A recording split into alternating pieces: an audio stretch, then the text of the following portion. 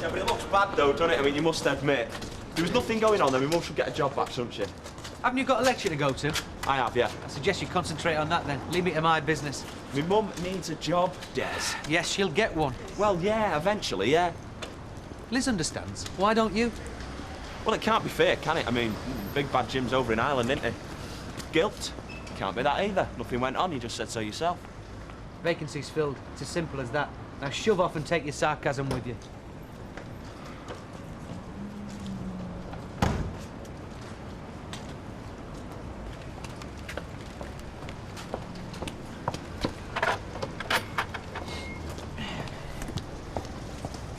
Hiya. Hi. Here you go. Invitation to tomorrow night's grand opening. Oh, right. All the details are on the back. You will be there, won't you? If I can, yeah. What do you mean if you can? I want you there, moral support. Hey, I can hardly support myself at the moment. Hey, we look forward, like I said. Look, take me for your example. Yesterday a nothing, tomorrow crimper to the stars, eh? Oh, actually, be there or the salon stays shut. Okay. Look, to be honest, I'm scared to death myself. I need you there. Thanks. All right, see you later. See you. So that's what it was all about, was it? Your lodger upset because you wouldn't take Liz back on. The job's filled. Suppose it wasn't. Would you? You're only human, Des. She's enough to raise any man's temperature. It's better she doesn't work here, that's all. If you and Liz didn't get it on, I'm glad. Oh, not so much for the business, it's for you. That husband of hers is a lunatic. It's company policy, isn't it, Sean? Not to get involved with the staff. Absolutely. Good-looking woman, though, Liz McDonald. Good at her job, too, no denying that. Still, if we know vacancies... We haven't. Ah, well, subject closed, then. For me, any road. What does that mean? Well, you. Strikes me you're sickening for summat. Or someone. Do you know if Jim MacDonald's coming back? Well, what's to come back for? Liz doesn't want him. I'm not surprised a mess he made of him. Well, she might not think she wants him now, but she'll probably change her mind, like they all do. Do they? Well, yeah, because marriage becomes a sort of a habit, doesn't it? What you're used to. Don't think me and Sam here ever became a habit. No, me and Ted didn't either. No.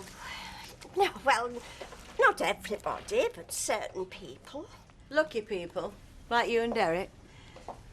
When I say habit, I mean routine for people who've been married a long time.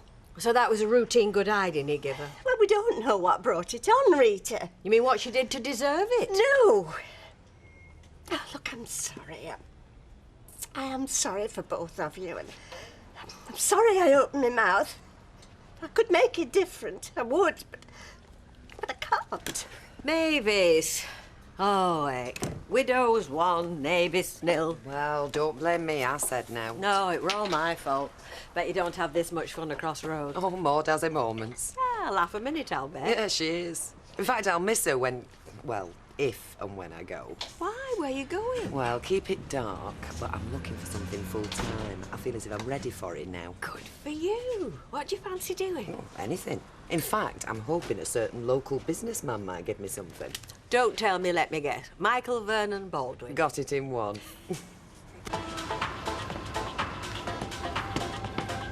This the top of the range? Oh, yes. Various shades, of course. Printer friendly. And Hawthorns provide a logo design to your own specification. Looking good, Derek? I'm glad you think so. Except for the price? Ah. Well, I'm already at rock bottom, I'm afraid. You're not prepared to negotiate? Negotiations for customers, Mike. You're a personal friend. Oh, touching me. Why not give it me then? I'm sorry? Well, as a friend, as a mate. You give me the stationery, I'll get you some Quebec stuff. I don't think our accounts department would appreciate that. No profit, you see. I thought you didn't make a profit out of a friend. No, I don't, but Hawthorns do. Look, let's just drop the semantics for a moment and talk more about the price. Negotiate, you mean? Well, Yes, if you like. Oh, it's sad that though. I've just lost a friend. But go on, I'm listening. Oh, it's got to be blue ink. Mr. Sugden insists. Well, we've only got black. We've got some blue biros. Oh, no, it's for his fountain pen. What he calls his howitzer. It's a gun of some sort. He always uses heavy artillery when writing official letters. Who's he writing to now? His MP, the town hall. I've no idea. Leave it, Mavis. I'll get some in the precinct. What? A special journey just for ink? Why can't he go? Oh, it's something to do. Gets your face washed, as they say. It has you for a fool, Emily. Well, at least I'm a useful fool to Mr. Sugden, anyway.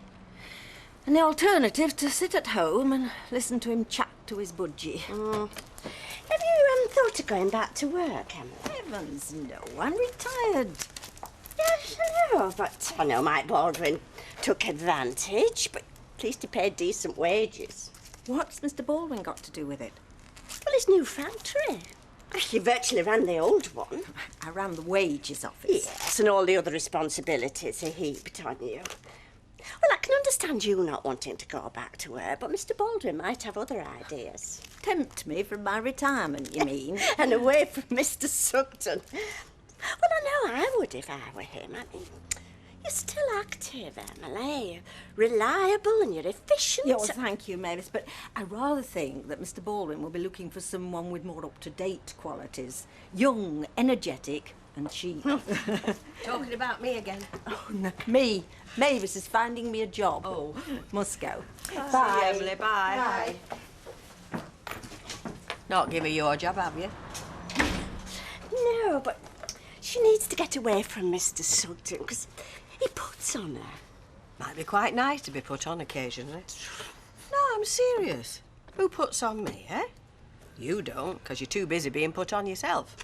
Nobody puts on me. Derek does. And when he's not around, I do.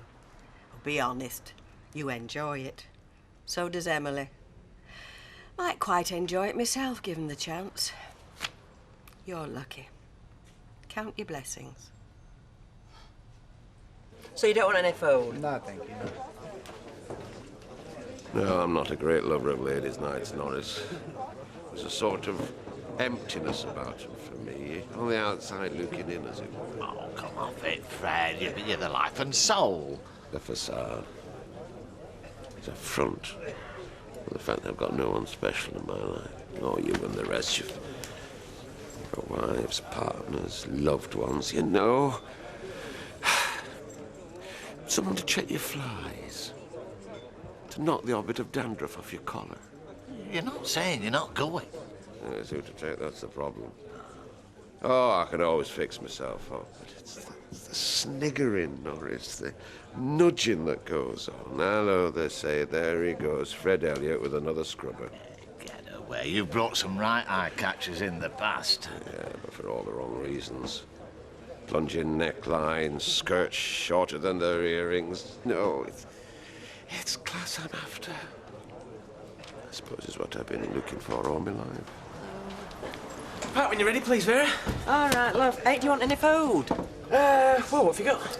We've got hot pots, pies, sandwiches. Here, have you ever had venison? What? Venison. Fred Elliott started putting them in his pies. He's trying to flog me some. Meet at the Stag. Give over. Where would you get a stag round here? How about you? You as disappointed as your brother? About what? Your mother. Well, I don't think that's any of your business, is it, really? Oh, it's my business I'm talking about. Liz knows her stuff. In fact, her only drawback's you, apart from your dad. Oh, very brave, aren't we? Just because Big Jim's in Belfast. Is he? Yeah, love. Cheers, Vera. You can bring the change over with the cheese sarnie. I'll be right. sat over here where it's quiet. Are they right, these rumours I hear? You're selling deer meat? Fred's prices are on the high side because he's got a very upmarket clientele. No, I Norris, always wondered if you were as daft as you look, and now I know. Oh, and since when have you been God's gift to the Open University? Do what? Lads, No, I'll not have you insulted, Fred, particularly when you're not feeling yourself. Look, if you want a reason why you've never been invited to join the Square Dealers, I'll give you one, shall I? Eh? Attitude and no feeling for your fellow man. That's 2 reasons. And as for the deal I negotiated with Derek, it's cancelled. dear meat. I don't believe it. See, I appreciate you sticking up for me, Norris, but not when it teeters on the brink of sympathy. Birdless I may be, but it's only pro tem. I say it's only pro tem. Fate will intervene, I know it will. Vodka and tonic, please, Vera, and whatever it was that made Mike Baldwin laugh. Right, love. Fate, Norris. It's just arrived.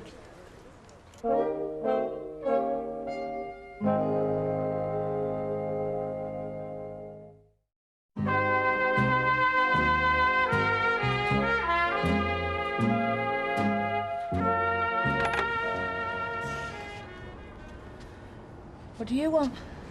I believe you're looking for work. So?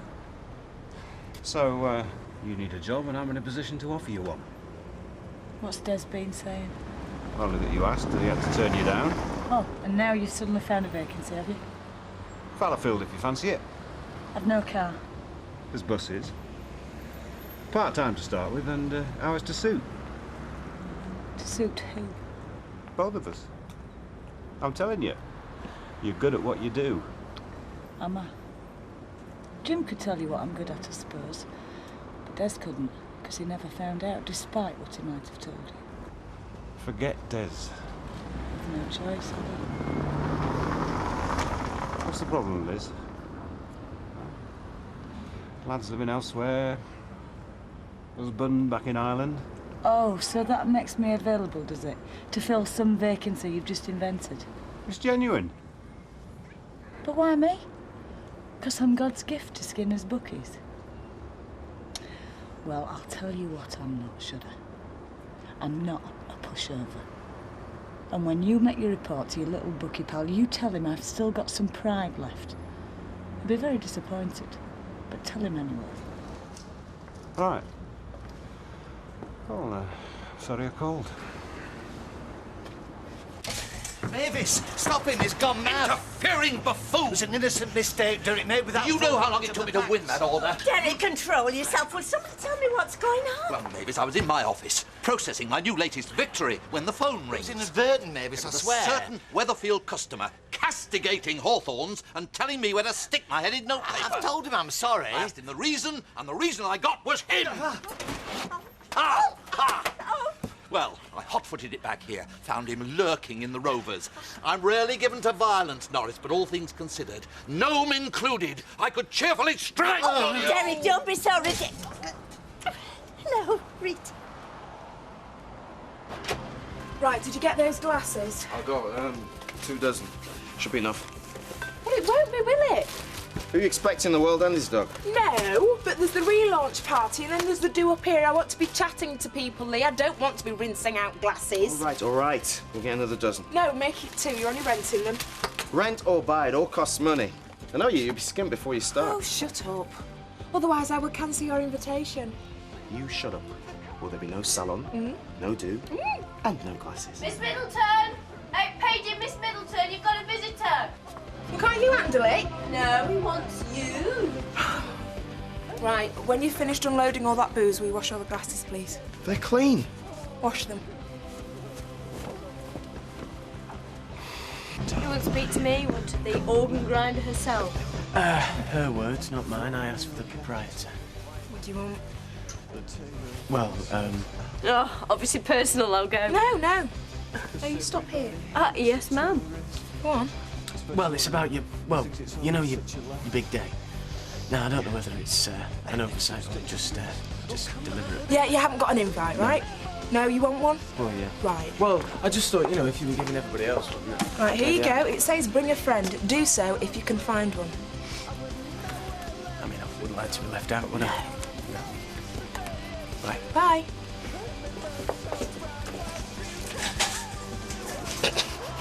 Think he'll bring Sticky Vicky?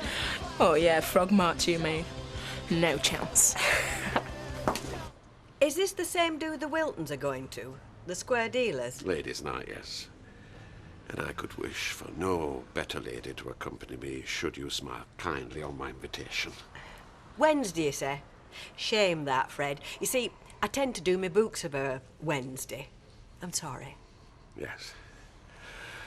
Well, it were a long shot. Out of the blue, as it were, from someone whose reputation is no better than it should be. Oh, no, Fred. I appreciate you asking me. Honest. Yes. Well, nothing ventured, eh? While I'm here, I'll have a quarter of humbugs. It's imperative that he talks to him. I told you, he's not in. Perhaps tomorrow, Derek, when tempers have cooled. Do you think I can sleep on this? Allow the sun to set on your stupidity? Important, is it? Very. Can I leave a message? Oh, well, hang on. He's over there, look. Oh, yeah. Looks busy. Perhaps give him a moment, eh, Norris? Timing, you mean, eh? Good thinking, Dirk. Mrs. Bishop, she's gone out shopping. I've no idea when she'll be back, and I'm going out myself now. I won't have a word with her about this new business I'm starting. I'll catch up with her later. Tell her I called, will you? I'll do that, Mr. Baldwin. Yes, Thanks, cheerio. Bye-bye. Oh, Mike, I'm in it. Oh, no, sorry, too late. Your mate Danger Mouse blew it. No, profuse apologies, Michael. I was definitely out of order in what I said. Now, well, I want you to forgive me and give Derek here a chance to rescue the situation. How? With a better deal? I don't see how I can do that, Mike. My commission's already cut to the bone as it is. Commission? After what he said to me? No, Michael's quite right. Well, we'll put it through as a non-commissioned sale. What? Oh, good, you got a deal. See what a forgiving fellow I am.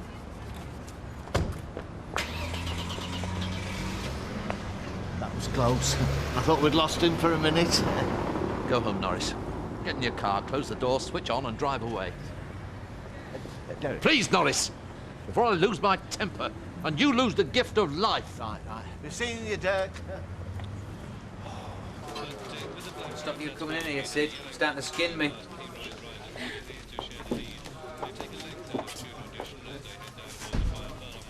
Is that the way you work, is it? You and him? Me and who?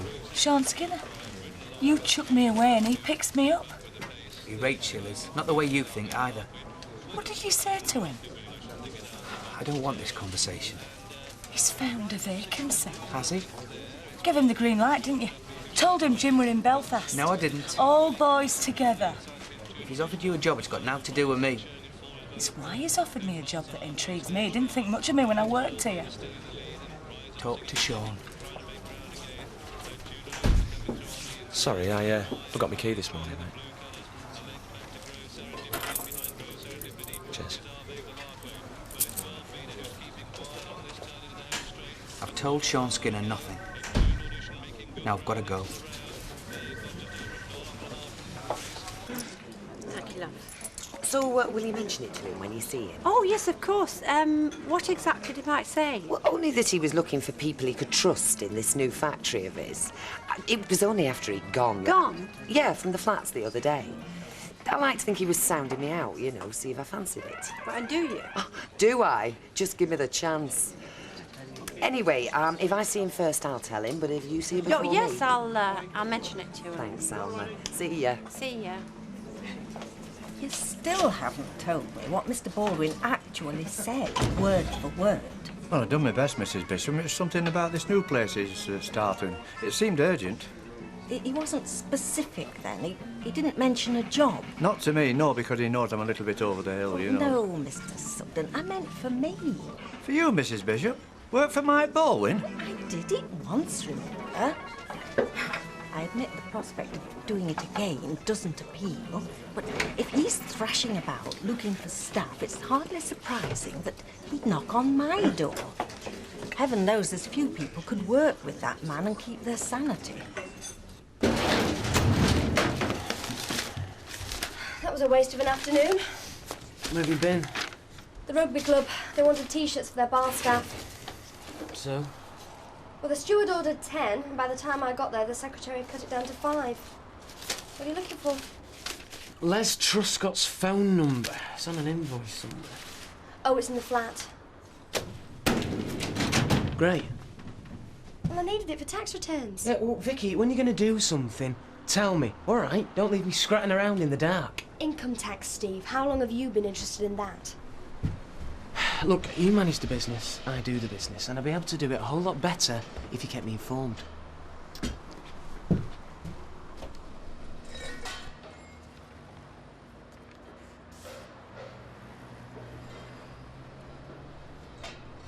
we had any visitors today?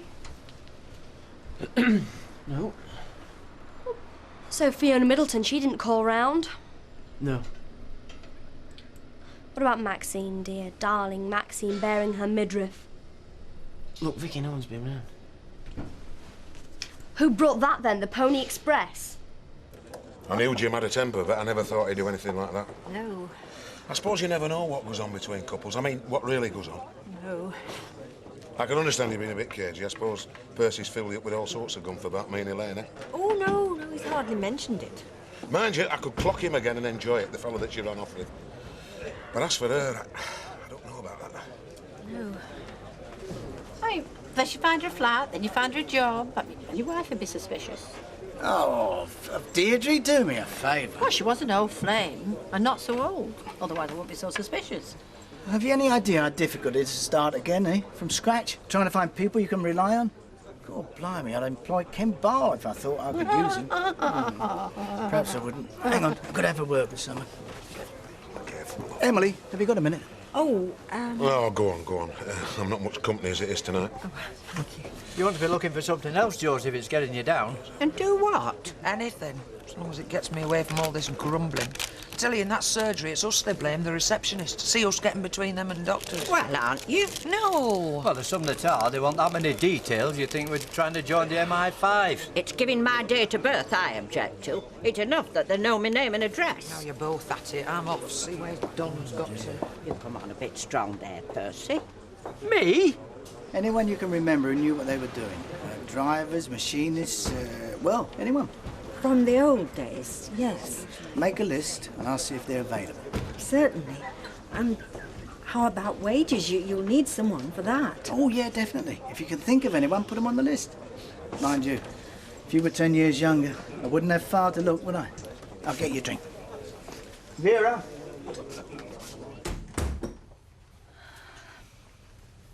Have you had your tea?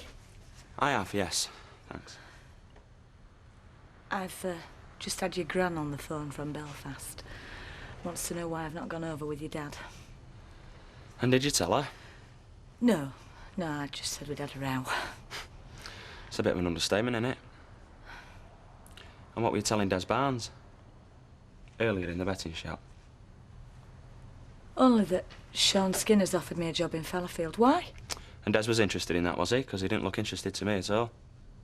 So why tell him? I just thought he ought to know, that's all. And that's another understatement, that, isn't it? What? There is no explanation for it, is there, Mum? Well, not one that you're willing to confess, anyway. I've got nothing to confess. Oh, yeah, sorry, I'm forgetting. Nothing went on between you and Des, did it? No. So why are you still chasing after him, Mum? Breaking your heart 'cause he won't take you back on. He can't take me back on because he hasn't got a vacancy. And where's that, in his shop or in his bed? Thanks. Andy! Andy!